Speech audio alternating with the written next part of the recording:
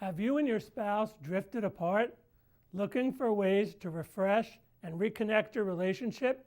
Well, stay tuned for a jam-packed, informative episode of Recharge Your Marriage coming up right now.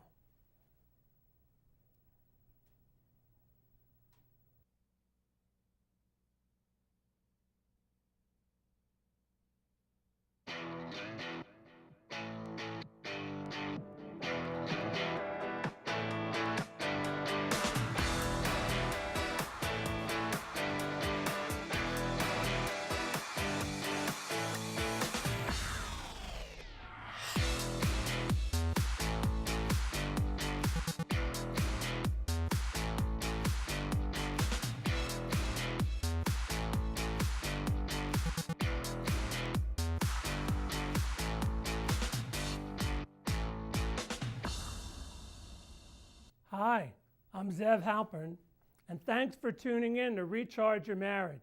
And kudos to you for looking for ways to improve your marriage. I really do know a bit about this, and I know I can help you get your marriage out of stuck and into a place where the two of you can come to terms and, most importantly, enjoy your time together. We have a great show. We'll be featuring the It Takes Two Players improvers and continuing with our real-life couple interviews, special guests Dr. Rob and Dr. Cheryl Adams, an energized couple who'll give us the scoop on making a team business couple marriage work.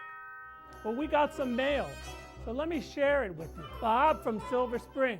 Zev, I'm really trying to get some intimacy back in my marriage, but there's so many distractions. Bob, you're right about the distractions. We need to carve out some together time and just be with each other while we try to establish the safety it takes to re-romanticize our relationships. Joyce from Gaithersburg writes, my husband watches the show. Why don't you mind your own business, as I really am not interested in any changes here at our house. Joyce, not trying to mind your business, just trying to get a mutually optimistic message out. I hope your spouse understands for his sake just what he's grappling with. Well, that's the mail for now. To get you focused and started on improving your marriage, I want you to have a free gift. So I hope you log on to rechargeyourmarriagenow.com/free gift after the show and get the Marriage Recharge Guides free. One for her, one for him. It'll get you thinking about what you both need to do to at least improve the climate of your marriage and at best help you to support and fulfill your spouse's needs with a chance for a friendlier, happier, closer, and more intimate marriage. So go get the free gift. Well, let's get to the Marriage Matters segment. Here's the It Takes Two Players to get us in the mood for this segment. The one thing I've just been asking of you is to focus on our relationship. We've talked about it so many times, and again, you come home and I say hi to you at the door, and you look right through me. I give you a hug, and you literally push me away. Yes, you do. Yes, you do. And you have said over and over and over, no, enough. You said we'd prioritize our relationship, and you still treat me like I'm the last person you want to talk to. And I cannot take it anymore because I've been trying so hard, and I'm getting nothing from you. I'm right when I stay here. calm, nothing changes. I'm tired of this. I cannot do this anymore. Look, we'll talk when you calm down. Is your marriage on automatic pilot? Is your life on automatic pilot? You move through the hours, days, months, and years without really seeing what's going on. You arrive at your destination, but what happened to the journey you took to get there? This is especially relevant to our marriages and family life. I'm sure if you're a driver, you know the feeling of getting somewhere but not remembering anything you saw along the way, or amazed that you even arrived there without thinking about it. People call that trance driving. While for driving, that could be a real dangerous thing. For our lives and the people we purport to cherish, it can prove hugely costly and devoid of much meaning. Where'd all the time go? We often ask ourselves at special events when we're struck with the reality of the years and the changes in people. We see our children all of a sudden grown up. We see the weather on ourselves and our spouses when we look in the mirror, or just take a second to look at our lives and the people we love. I learned the way to put autopilot in check is through adopting some deliberate, mindful practice. Interrupt the trance-like travel that keeps pushing us along the moving sidewalk. I've lived in DC metro area all my life, and I'm struck by how much I don't see of this majestic and beautiful city, which attracts millions of tourists each year. The reason? I'm so caught up in the grind. I'm on autopilot. So find yourself a mindful practice you can do, whether it's out of the book or one of your own creation. Take a few seconds to stand and stare at your spouse and family. They might ask you, "What are you staring at?" because it's a little freaky and it might make them uncomfortable. But assure them that you're taking a moment to interrupt the grind, to relish and cherish the things that are really important to you. Tell them by all means, please tell them why and how much they truly mean to you. Whether you stop the busy bus to look back or take a meaningful look along the way, it won't be hard for you to realize the true blessings that have been given to you. Autopilot switched off for this trip now. Please feel free to enjoy the scenery, clarity, insight, and the people close to us that really matter. Now, I'm walking down the hall to the bedroom for the Sexpectation segment of the show. Please join me for some really useful insight and information about a closer and sexier marriage.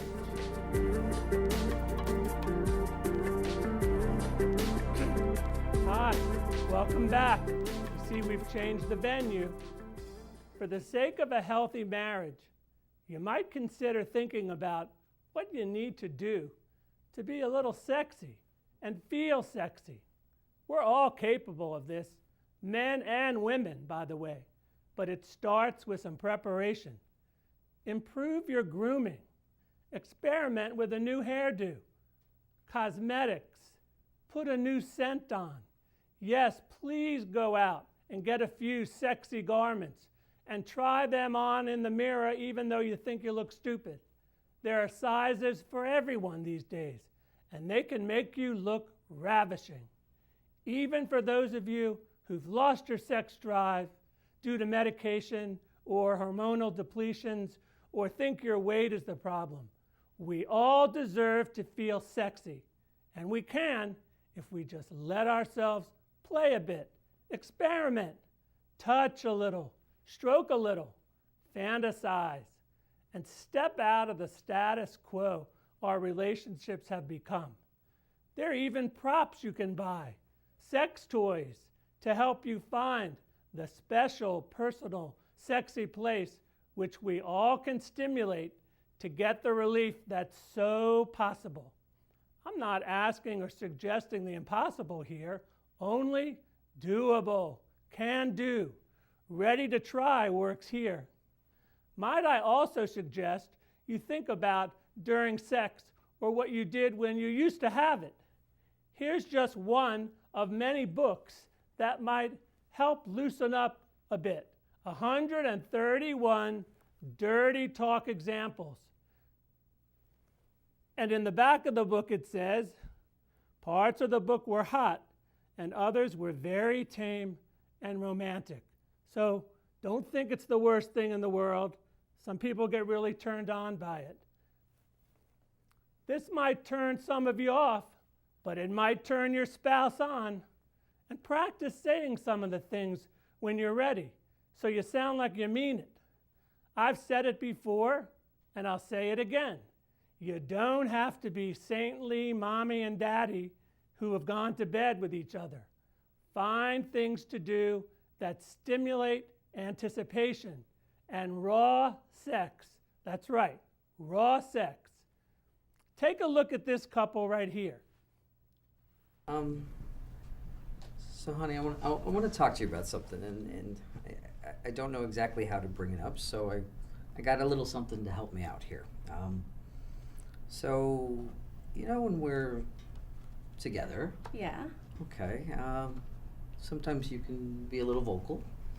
sometimes. Yeah, I like that. All right. Well, I'd like it if maybe you could say a little more in there, maybe even some specific things.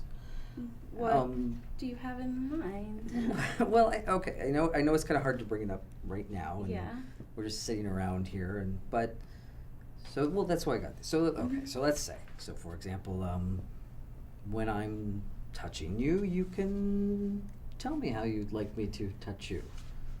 Okay, I think you I can see? handle that. And then maybe, you know, even now I know this is kind of strong to say things along these lines, but it's us, and it's just Yeah. us in the room, and I no think one else has to hear. Yeah, I think I could do that for you.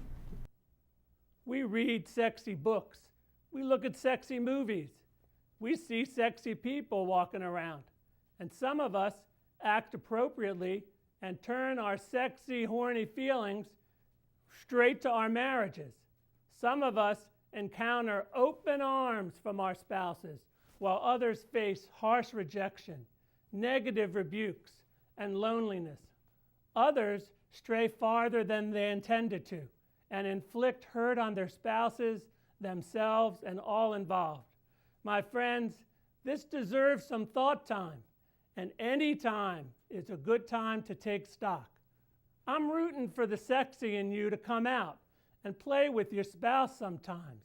It takes effort, it takes communication, but it takes a vision of what you'd like to receive and feel from your sexual encounters. In the Marriage Pulse tonight, we welcome Dr. Rob and Dr. Cheryl Adams. They're a leading force of power for couples in business. They come as servant leaders to business owners and entrepreneurs whom they have served the past 10 years as senior regional directors of CEO Space International.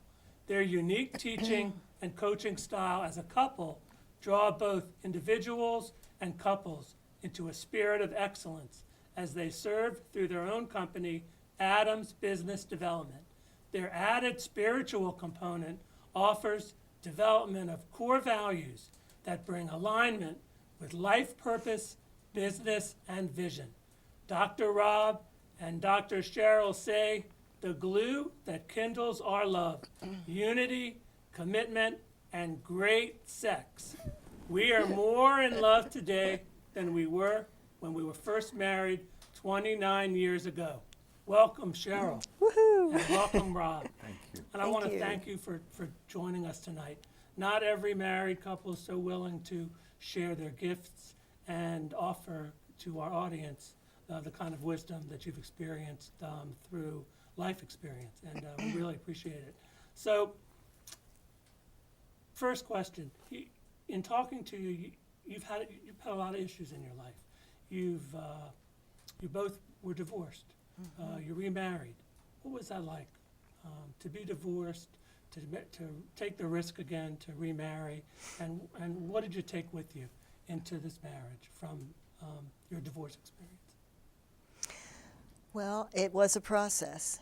I think the first thing was I had to leave the baggage from the first marriage, make sure that forgiveness was there, and that I wasn't allowing anything to be carried into the next relationship. So I became content in being single, and then stepped in. And of course, when you meet the one who is the one, there's something that happens. And I think it was the love and the trust that I was feeling, from the very beginning. How was it for you, Rob? It took me about 5 years to go through things. I think the biggest neither one of us actually wanted to get the divorce. It was our mates that made the decision. We didn't have anything to do with that part of it. So for both of us, forgiveness was a big part. Without that, it probably would have eaten me apart, and I'd been gone. But and it wasn't something that happened overnight. It was It's a that process. 5-year period that it took me to finally take it and put it to rest. Well, it's good. Most people, a lot of people do it on the rebound, and they take Right. the baggage and they Yes. We knew better. they bleed it all Yeah. over each other, and they pretty much find themselves in the same situation in the second. So it sounds like well thought out, and you went into it the right way. So you had a child late in life, and you were both working for a long periods of time, and then all of a sudden, Cheryl, you stopped working. What was that like? Well, yes, I did have my son Joshua when I was almost 43. I was told in my early 20s I could not have children, or at least a 1% chance. One of those you can't. One. Yes, yes. But I dug deep into my faith, and I felt like God had given me the assurance that I was going to have a child. And of course, there was a double dream that was came to a dead end. One, having a child, and then two, going through a divorce. So, but I didn't give up. Journaled a lot, and met Rob, and that whole dream was rekindled. He did know that I had the faith that I was going to have a child, even though I was at that stage in life. And Speaking of that, I mean, you have faith in religion in your I life. do. How's that work for you in your marriage? it's the foundation. It's definitely the foundation. Going through the difficult times, that is what really grounded me in my journaling. I journaled my thoughts, and then I started journaling what I call God's love letters to me. And so I would listen, and I'd write what I thought he was saying to me, and that became a very intimate relationship with God, and that really strengthened my relationship with Rob.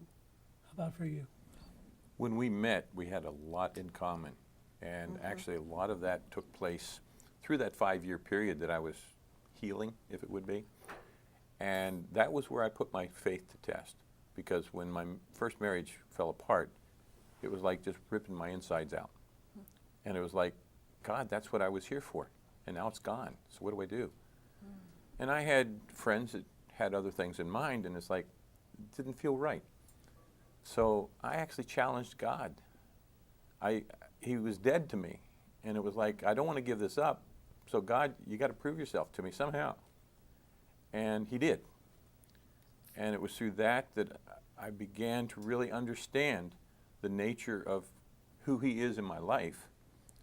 And many of the events that I had when we met, it was like we were two tracks going in the same direction. Yes, You it mentioned really was. creating unity on the phone. I thought that was really special. Can you just elaborate on what that is, creating unity in a marriage? Well, it starts with your core values. It does. And if you go into a marriage and you're two individuals, you each have your core values, and it's the world that's developed a lot of it. For us, it was our faith, and therefore we had the same core values. And through that, it took time, believe me, but that's where the unity comes from, in the fact that we know who we are and where we're going, and we would much prefer to do it together. So it's like this sense that you're together, as opposed to people, who are very apart. And there's a lot of married people in the audience who feel miles apart. We've been there. We've had our times. Yes, we have gone through that. What's your suggestion for couples that just don't feel close? They've distanced, and it's happened in natural course, and one of them might be scrounging to try to get back. The other one is just busy in the grind. What would you say to them? I think, we've gone through One of the things when we went into the marriage, we said that there was no back door. There's always going to be a solution. So that was an intention initially. And, you know, for others that are, you know, separate, we sought outside counsel. We sought professional Christian counseling, and that was helpful. It's not the only answer because there has to be an inward drive, an inward motivation. You have to want it. You have to really But want it's it. good to have somebody to identify what the points that you can't see We anymore. don't know our blind spots, and so we may be putting the blame on the other person and saying it's their fault when we have to take the blinders off. That's what an outside person can do. The spouse isn't allowed to do that because we don't receive that when we're in those types of situations. We need somebody else to point out the blinders, and then we work on ourselves, not on them. What's your special recipe for a good marriage? And I remember Rob, you know, pointing out something about meeting the needs of your partner, especially. I think too often when we go into marriage, we have an idea that we're getting a mate that's going to meet our needs, and we're focused on ourselves. And in reflecting back on my first marriage, I didn't want to take that back into my second marriage because I think that's a lot of what ruined it for us. We both had learned that if we take the focus off of ourselves and look at our mate, and basically we have the example before us. We know even in the business world, we talk about, you know, serving is so important. You put the customer first. And then we come home and we turn it all around and it's all about me. Well, it's not. If I learn that if I serve her, if I put her first, she does the same for me. So I don't have to feel like I'm forcing it by, you know, requiring her to be a certain kind of person. She becomes that because I want to be that to her. So you take these business principles and you bring them, you know, into the marriage. Any successful business principles that we see working there, it works in our marriage pretty much the same. I lost my train. You had some, you realized there was a medical issue at one point. What was Yes. that? You know, and briefly, just. Well, we were stuck. We were stuck once I had Joshua, I didn't realize how much there was a hormonal change within me.